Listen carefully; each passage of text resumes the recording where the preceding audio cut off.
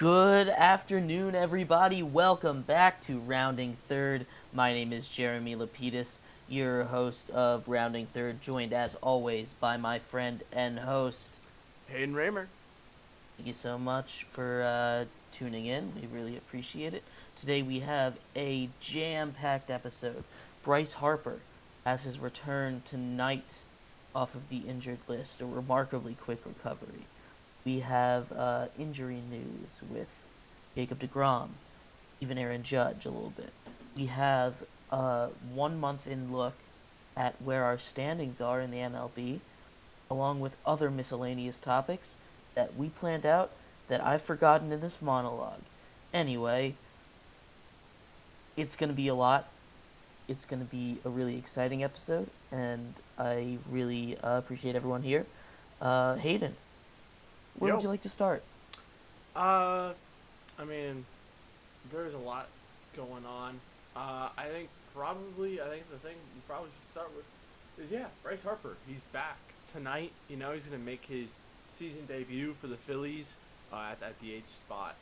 Uh, I guess, my question, do you think this is enough to put them over a team like, you know, they're fourth. They're climb past the Marlins, the Mets. Do you think that kind of gets them into the wild card? They're close enough behind. I mean, in the division race, obviously it's still close. They're only 4.5 games back, and adding Harper, absolutely, he's worth, I think, 4.5 games probably. And I mean it's even tighter in the wild card race where they're only a game and a half back from the wild card spot. So yeah, I think this absolutely put them in contention. With the Marlins and the Mets and the Diamondbacks for this wild card spot. Uh, the Padres and the Cubs too. I mean, when you're getting a guy like Bryce Harper back, we didn't think he'd be back for another month or so probably. This is a really quick recovery for him, um, and it's obviously going to incredibly boost their playoff chances the longer you have a guy like him on the field. Yeah, for sure. I think it solves some of their issues. They haven't really been scoring runs. You add a guy like Harper at the top of that lineup, you got a little bit more, thump there, where you could probably score some more runs. But I think we're still, there's a lot of holes in this roster where, there's still more work to be done. Lineup hasn't really been an issue. They're eighth in the league in OPS right now. Sure, the runs scored is lagging behind, but it's a month's worth of, games where that number isn't necessarily going to line up with your runs scored. Assuming that the OPS part of this isn't fluky, they're going to score plenty of runs. The issue has been their pitching staff. Uh, Taiwan Walker has not been good for them. Matt Strom has impressed, but he's a 2 times through the order and dive type guy. Aaron Nola hasn't been himself. He hasn't been bad, but he hasn't been himself. Zach Wheeler has been solid. And the bullpen, it's been better of late, especially, when you're talking about Sir Anthony Dominguez and Gregory Soto. But, you know, they're lacking depth there. You're hoping that maybe some of these guys can put together some outings where this team looks better, but as is, the bullpen leaves more to be desired. And I think honestly, when you're talking about, I think they can pass the Marlins, but we're talking about the Mets. Sure, the Phillies are getting Bryce Harper back, but the Mets are about to get Scherzer back from his suspension tomorrow, and then Verlander comes back on Thursday. So they're getting two aces back compared to Bryce Harper. I think there's still more work to be done. I think the Phillies still need some roster overhauls here. I mean, yeah, it's not like this is a Bryce Harper band-aid that's gonna fix all the problems. It's it's still a guy who, in recent years, has played MVP caliber, and there's no signs that he, you know, is going to drop off after this, returning from this injury. There's it's it's a huge boost in the wild card race, and the way the Mets have been struggling. I know that they're currently without their two aces, but you also have to remember that these guys are 40. Like, I know it's Scherzer and Verlander, and you look at them and you're like, these guys are going to pitch forever, but they're not going to pitch forever. These guys are these guys are going to run out of gas someday. Maybe it's not this year, but uh, you know injuries to pile up, suspension. I know Scherzer is different than injury, but Verlander injury, you don't know how he's going to come back from that when he's, what is he, 41 right now? I mean, if it's anything like he came back from Tommy John, I think he'll be fine. Verlander is 40, I believe. I'm fact checking that right now. Yep, 40. All right. Just turned 40 back in February. Right, but it's not like the Mets have been like world beaters coming out of the gate either. They've they've struggled just like the Phillies. That's why the Phillies are only a game and a half behind them, even without, even with the Phillies pitching woes and without Bryce Harper, they've practically been able to keep pace with the Mets, who have been relatively healthy this season, obviously, with the exception of Verlander and. Well, I mean, that's been their issue, though, is they're starting pitching, and you're at it, I know. Scherzer's missed 2 starts. Verlander's been out for a month, you put those guys in to replace, Carrasco, David Peterson. Like, that's, I think a night and day difference. Even if it's, Verlander at 75%, like you're talking about, Justin Verlander, who's a no doubt Hall of Famer, even if he is 40 years old. Yeah, I mean, I think that you were asked into how this helps in the wild card. I think this absolutely gives them a shot in both the wild card and the division. Like, you can't add an MVP candidate and get worse. Yeah, that's not how it works.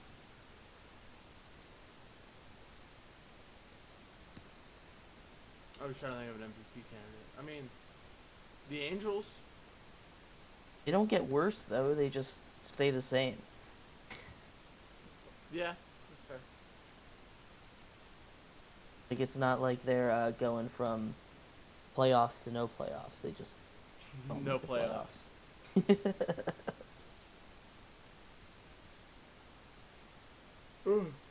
Speaking of the Angels, Haden. Yeah. We've got a roster issue, yeah? Yeah, so the Angels announced that they're going to be optioning, I'm looking for the name, sorry, they are optioning Andrew Watts.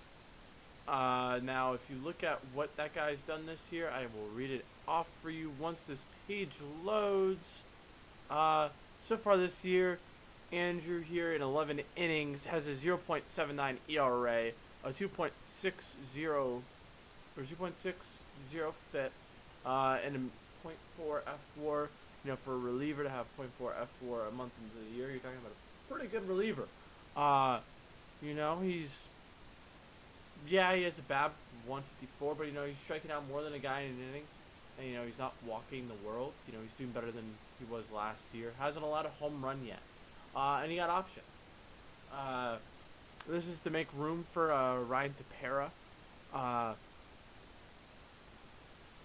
who has not been good this year. And it's just an interesting predicament the Angels are in.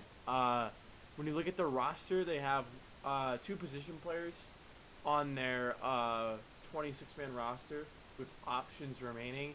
When you talk about their pitching staff, you've got, in general, you now have 4, you've had 5. And it's just, instead of having the best roster, they're just putting the guys who have, who have to be on the roster. And I don't know. I think it's interesting. I think it's a bad recipe for success, especially when you're talking about a team that needs to kind of make the playoffs. They have all of the pressure in the world, really. I mean, you have Mike Trout and Shohei Ohtani on your roster. You just went out and you grabbed Gio Urshela, Hunter Renfroe, Brandon Drury in that lineup. You know, you made all these additions, and you're not going to roster the best roster. I think that's something that deserves to be highlighted.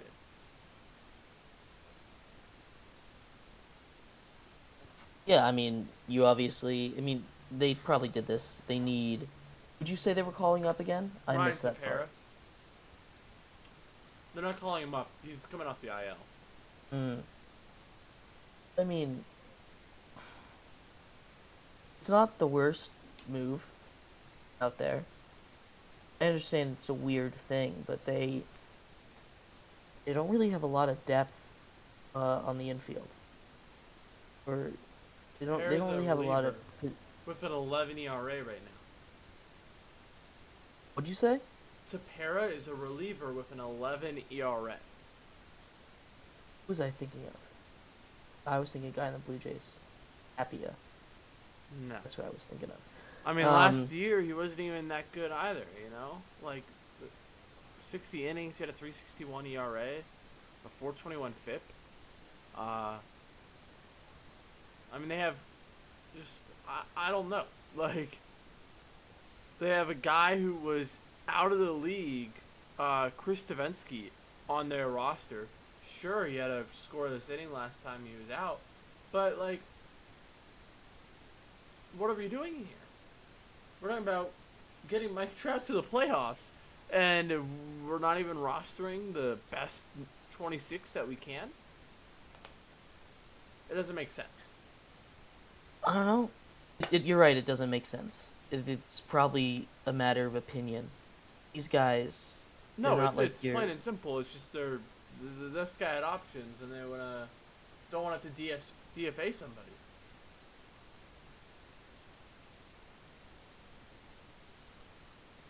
Oh, okay. I don't know. It just really rubbed me the wrong way when I saw that. I mean, there's like this isn't an important. This isn't like a super important bullpen spot. This isn't your closer. This isn't your eighth inning guy. This isn't your seventh inning guy. This is a guy that they felt comfortable. They thought he was replaceable. They honestly, this is a cost saving decision, right? This is cost saving, and you don't want to lose this player for later when you expand rosters at the end of the season. But you never. It's. I don't hate it. Like, it's not the worst thing. This isn't going to drastically change how this Angel seasons go. How this Angel season goes. I don't think. It's not, but I mean, when you're talking about a team that's, you know, barely above 500, right now they're outside looking into a playoff spot. Like, they don't have a playoff spot locked up. You know, they're behind 1, 2, 3. I mean, they're behind 4 teams for a wild card spot, and you're not rostering your best team. I don't think it's that big of a difference between this guy and the guy that they sent down. Tepera is not the issue. I don't mind. I understand you got to activate Tepera. He's healthy. He's back. But you're like I said, you're rostering Chris Davinsky, who was out of the league a year ago. It doesn't matter if he was out of the league a year ago, Haden. If they like him and they think he's worth keeping in the big leagues, then that's what they want to do. It's not always as cut and dry as this. What's his line this season so far? Who? Chris Davinsky? Yeah. He's thrown 1 inning. He was in AAA. Okay. He was in AAA. Maybe they just. It was 1 inning, and he struck out a guy in that inning.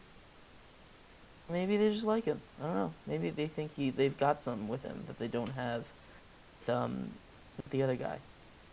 This is a matter of, obviously they don't want to DFA a guy, but For the past 3 years, we're talking about a guy who's thrown 25 innings and has a 9.47 ERA. You want to have this guy over a guy who's had success over the past 2 years and is having a really great year. That's how you're gonna reward the guy who's having a great year? Like, that just does not make sense. This is my least favorite part about baseball.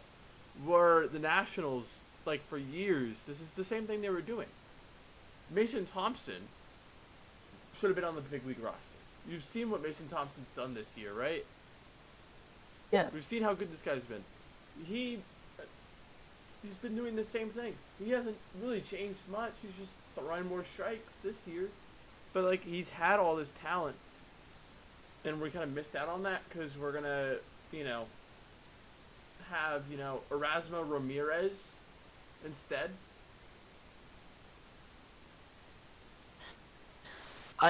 I don't know what the Angels front office is looking at, Hayden, but whatever they are, they think this guy's better. And there's not going to be a rational explanation for it. It's a business. This is how it goes. I understand it's not the greatest thing about baseball, but I don't know. It really rubbed me the wrong way. I understand, but it's, I don't know, maybe they saw something. I don't know how into analytics the front office is of the Angels. Maybe they saw something in the numbers that they didn't like, and they chose this other guy. I think it is just because they have options to burn with Lance. That's what it is.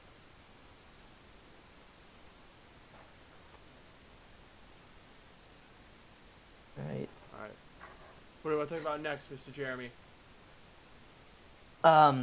Jacob Degrom injury. He came up with they released it as as a elbow inflammation in his pitching arm. I saw some people, they put him on the 15-day IL.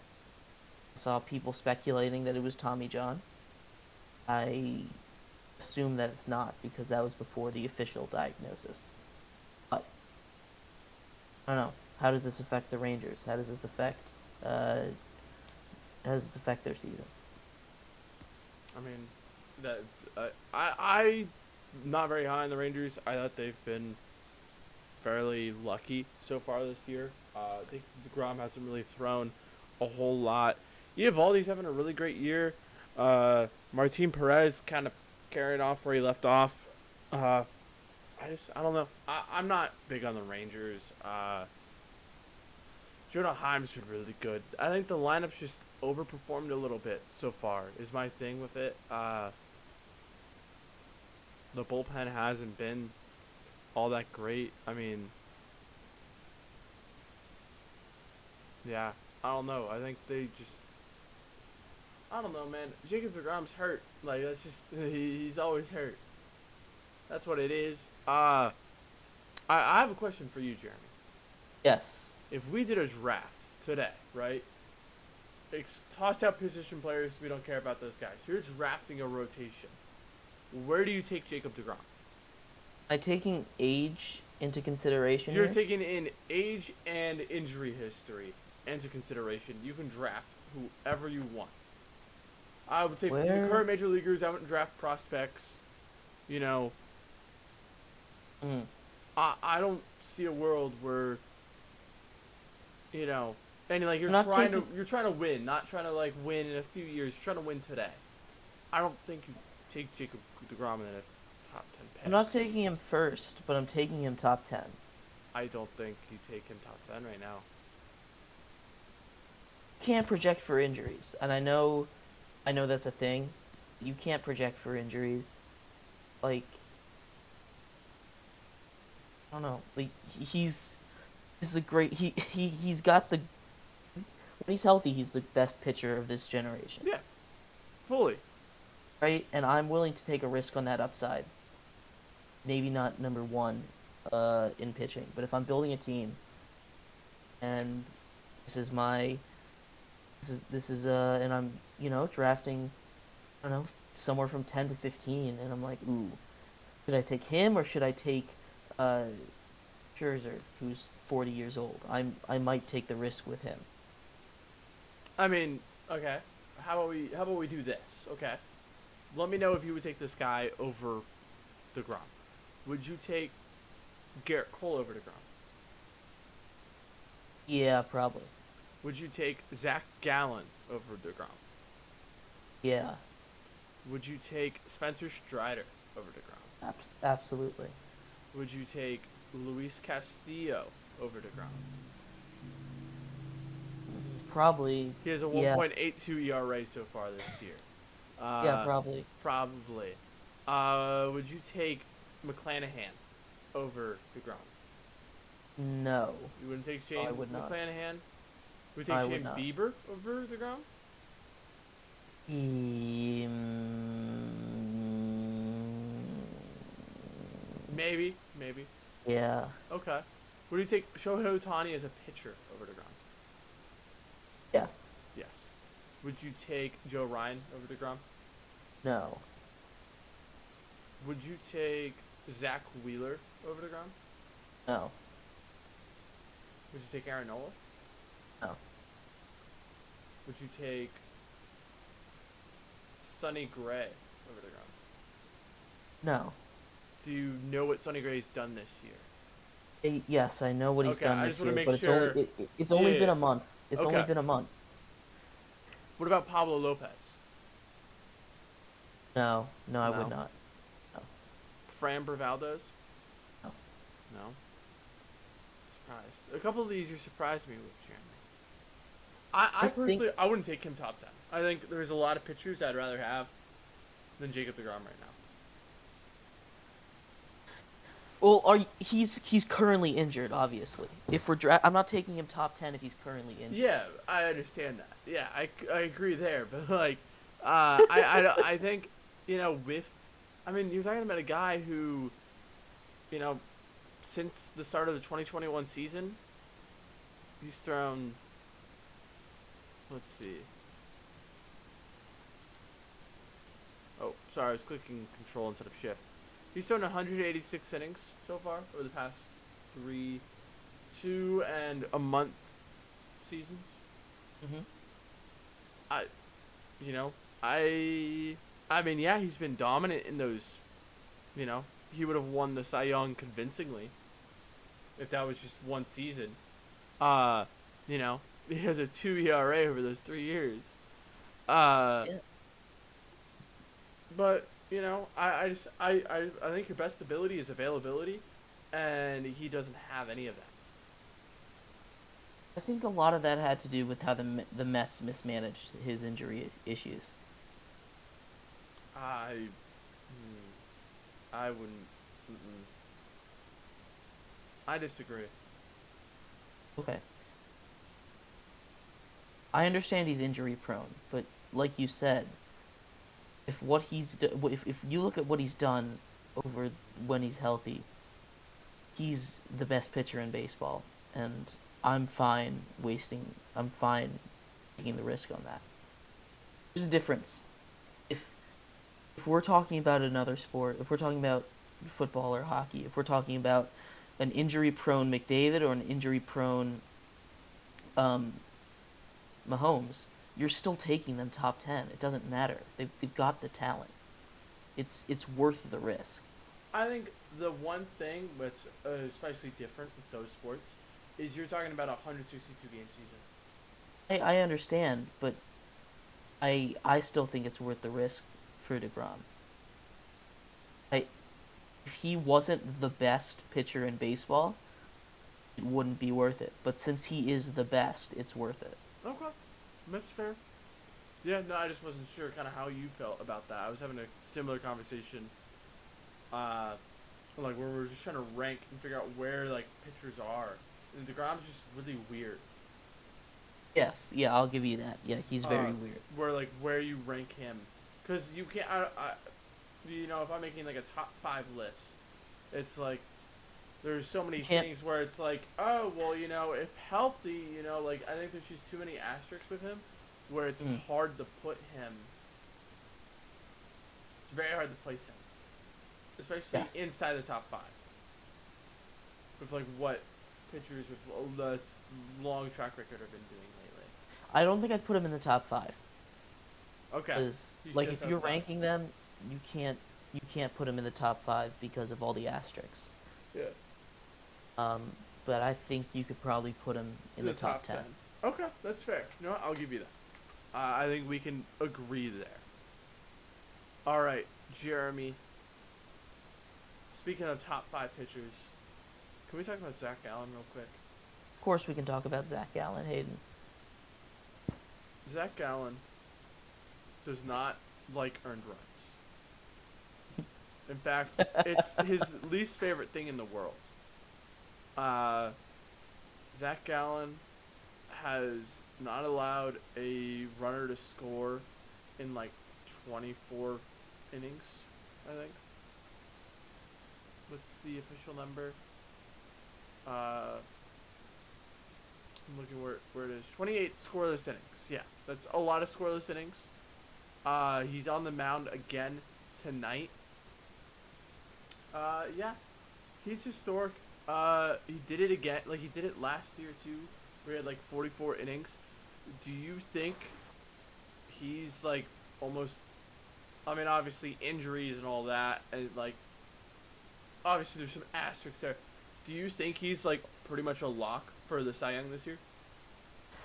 Like, I guess, So like, hard. how It's much so of a hard to lock say a do you lot. think? I guess is the better question. If he stays healthy, he'll win it. I think.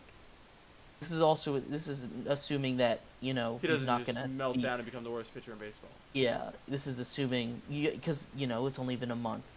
You Uh-huh. can't really say with you can't really say with more than like 30% confidence that anything's gonna happen in the Yeah. MLB because it's only been 30 games. You have 130 to go. Yeah, I mean, he has 26 more starts, pretty much, assuming fully healthy. Right. So yeah, if he keeps anything remotely close to this pace, he will win the Cy Young. There's not another person in his stratosphere right now.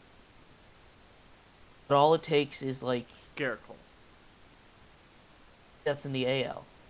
Okay. Yeah, I thought you said in his stratosphere. I thought you meant, like, in all of baseball. No. Yeah. No, there's not another pitcher in the N. I should have specified. That's Yeah. my bad. No, you're all good. There's not another pitcher in the NL that's near him. Really isn't. I think the next closest guy is Spencer Strider. Yeah. And Spencer Strider is very, very good. But the stuff that Zach Gallen has been doing to start this season has been insane. Yeah, I mean, what's scary is he's thrown 28 scoreless straight innings, and he still has a 2.15 ERA. When you look at his starts, he had 4 and 5 earned run starts to start the year, and since then he's just been dominant. Just got to lock in. Yeah. No, he's very good. I think he should win the Cy Young if everything projects out as it is right now. Yeah, I gotta find it, but there was years and years and years ago. Not years and years. I can't remember. I'm gonna find it real quick. Give me a second. I wrote something. Where I just talked about him, and he was. Oh, there we go. Sorry, I forgot how to navigate my own site here.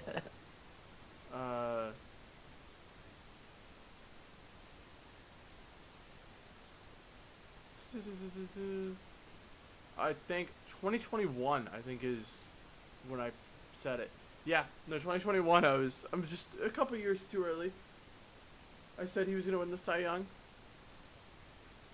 but no, he's so good. I love Zach Gallen. I think he's probably one of my favorite starters in the league right now. I think him, Luis Castillo, are probably like my 1 and 2 favorite pitchers to watch. A little bit of Mariners bias with the Castillo pick, but I really do like Zach Gallen. I think he's a lot of fun to watch. And I mean, good for him though, because the D-backs need him. They're 16 and 13 right now. They're half a game back behind the Dodgers for that NL West. something that I think will be. I mean, they have so many top 100 pitching prospects. They're about to call it Brandon Pfaadt, who, depending on which site you prefer, he's as high as 23, 16 on Fangraphs, but he's also listed at like 87. I think it's on baseball. It's out of Prospectus or America. I'm forgetting which. I think MLB has him at like 51. But no, they have so many good starting pitchers. Part of the reason why they felt so comfortable DFAing Bumgarner. Very exciting team there. Very good team. Very good. Very young team. Very young. Word's hard. Brain word. No, it's exciting when there's a new. It's always exciting when a new batch of young players show up all on the same team. Yeah, it's very exciting to watch. Now, I just hope Kyle Lewis feels better, so that way he can come in and just, rake for them.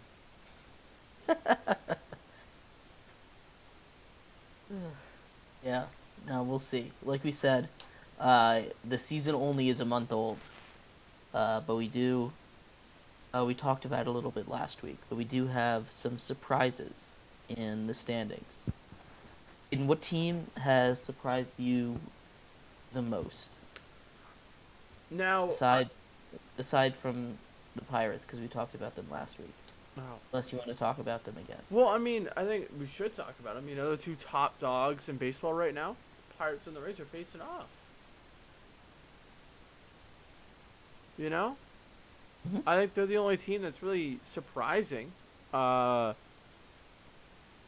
of the other teams, they've been kind of average, but those teams, they've been really good. I think the Pirates have just been better than people thought. I thought the Brewers have been a little surprising to me. No, they're a good team. I think they were unlucky last year. It's their bats. They've been hitting a little better, and I thought they would.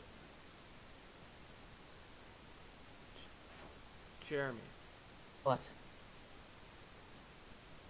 They're below average. Yes. Still above what I thought they'd be. You thought they would be like in the bottom third of the league? I really did. A lineup with William Contreras and Willie Adames and yeah. I thought they were Rowdy gonna be Tellez.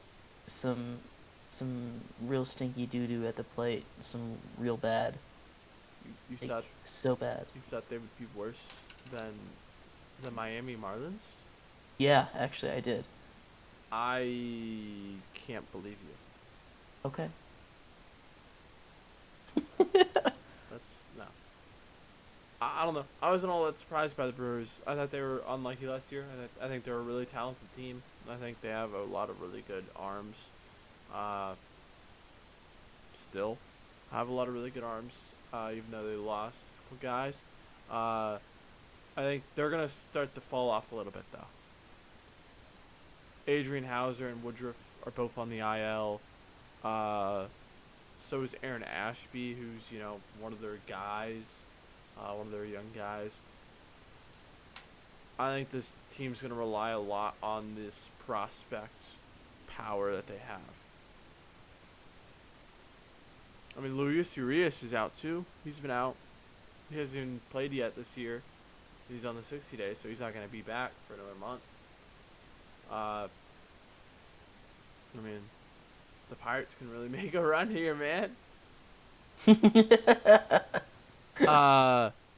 no, the Pirates. I think that's the storyline that matters more. I think this is gonna be a really interesting series, because I think a lot of people still view the Pirates as fluky. Right. I think you would agree with that. I think a lot of people view the Pirates as fluky, and I think this is really where you're gonna get a test of who are the Pirates. Are they really a good team? Because I mean, the Rays are the best team in baseball, and I think they are without a doubt like better than everybody else. I mean, like, you know what I mean? Like, I think like they're clearly head and shoulders above everybody else. Yeah. Why do they keep? Okay, they're being weird. Ooh. I they're juggling players a little bit still. Ooh. Taj Bradley's back down in the minors. It's the Rays. Jeremy, they have 3 starting pitchers listed as starters on Fangraphs. Mm-hmm. They have 10 relievers. Oh. Rays are weird like that, man. They always do that. They always do these things. I don't know. Maybe they're trying to save his service time or something. I don't know why they would do that, but I don't know. I think they're such a weird team, and they do so much weird stuff. I think like their lineup is set. Like they have a really good lineup, and their bench is set where they don't really need to mess with it. But they juggle so many relievers. I don't know why. I hate it. I don't like that they do that.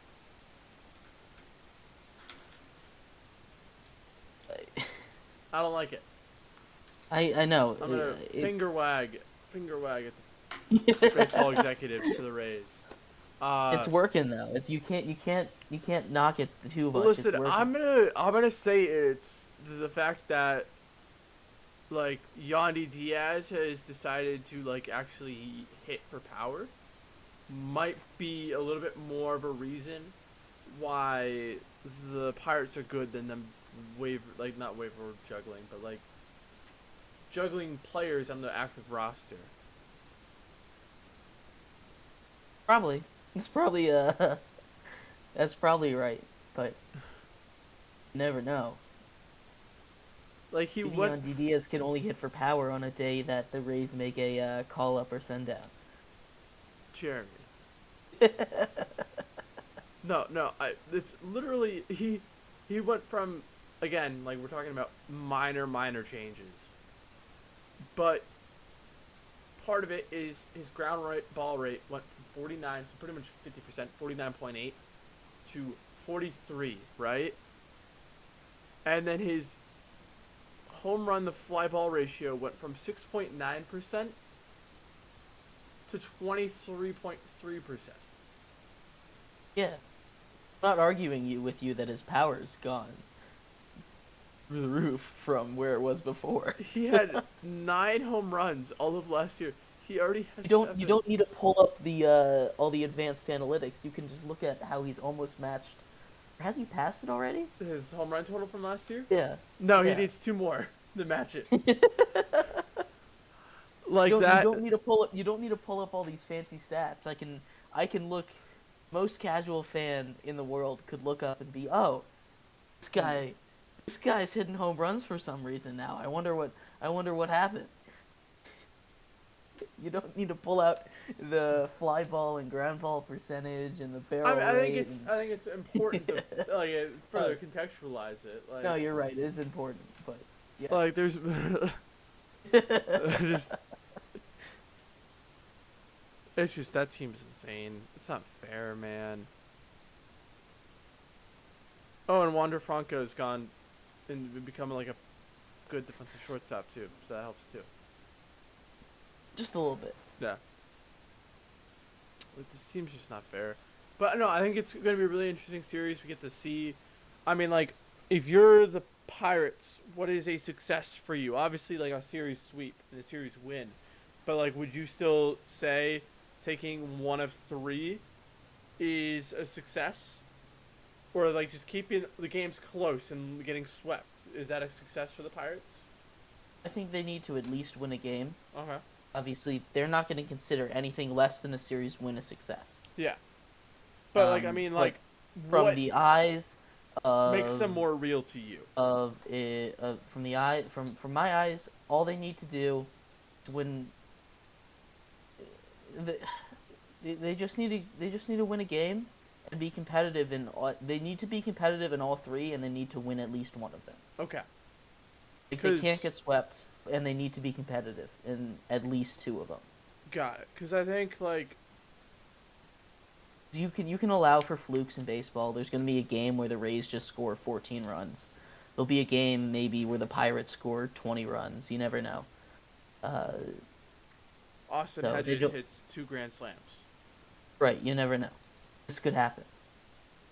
Uh, so the I'm not gonna hold them to. You have to keep it close in every game. But if they win one and are and they look and they pass the eye test on it, like I think there's not gonna be a lot of numbers in this series that you're gonna be like that proves they're real. You know, you have to pass the eye test, and I think that's what it comes down to. Um, for them, if people want to take them seriously, and this is a huge series for them. If they can win this series, that's easy. That's the number you can point to. That's they said, oh, they beat the Rays in a series. But if they don't beat the Rays, then they need to keep it close. Yeah. Okay. Yeah. No, I just it's I think no matter what, honestly, I don't think there's a way where people view the Pirates as legit no matter what the result of the series is.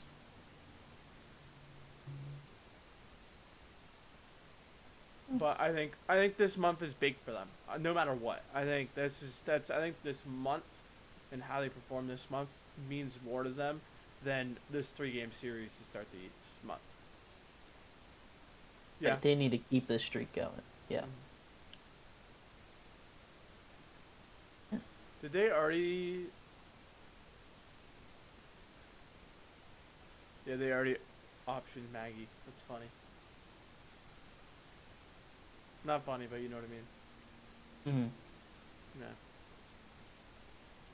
All right, Mr. Jeremy, did you have anything else you want to talk about?